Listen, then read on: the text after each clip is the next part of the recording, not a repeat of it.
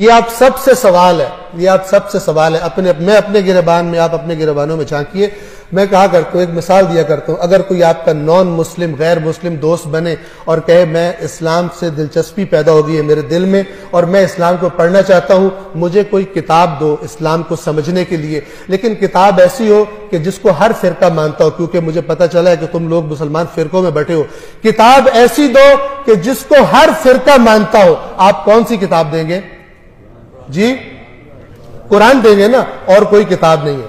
اب توجہ سے سنیے، یہ دوسرا سوال، اگر وہ آپ سے پلٹ کر یہ سوال کرے کہ اسلام کو سمجھنے کے لیے جو کتاب تم نے مجھے دی ہے، تم نے بھی اسی کتاب کو پڑھ کر اسلام کو سمجھا ہے یا نہیں؟ آپ کیا جواب دیں گے؟ بڑے کم ایسے مرد پیدا ہوں گے جو کہے میں نے اپنا دین قرآن پڑھ کے سیکھا۔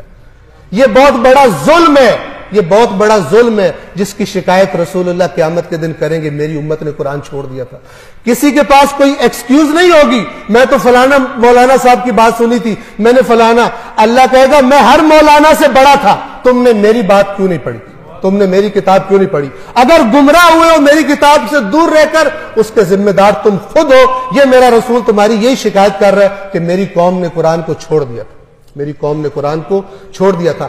اگر یہ قوم قرآن پڑھنا شروع نہیں کرتی تو پھر اس قسم کے مسخرے اور بندر آ کر اس ممبر پر ناچیں گے، جس طرح رسول اللہ نے بتایا تھا کہ میرے ممبر پر بندر چڑھیں گے، اور یہ پیسے لے لے کر گمراہی اور شرک اور کفر اور 2 نمبر جنت کے ٹکٹ بیچیں گے، اور لوگ سمجھیں گے ہم جو کرپشن بھی کرتے رہے، خدا کی نافرمانیاں بھی کرتے رہے، ہماری جنت پکی ہے۔ یہ وہی بات ہے جو یہودیوں کا عقیدہ تھا، قرآن نے بتایا ہوا۔ کرپٹ تھے، سمجھتے تھے ہم جنت میں جائیں گے، غیر ذمہ دار ہو گئے، رسول اللہ کے منکر ہو گئے، سمجھتے تھے ہم جنت میں جائیں گے۔ خدا را قرآن مجید کو پڑھیے۔ بسم اللہ الرحمن الرحیم، قل هو اللہ احد اللہ الصمد لم یلد ولم یولد ولم یکن له کفوا احد۔ صدق اللہ العلی العظیم۔ والسلام علیکم ورحمۃ اللہ وبرکاتہ۔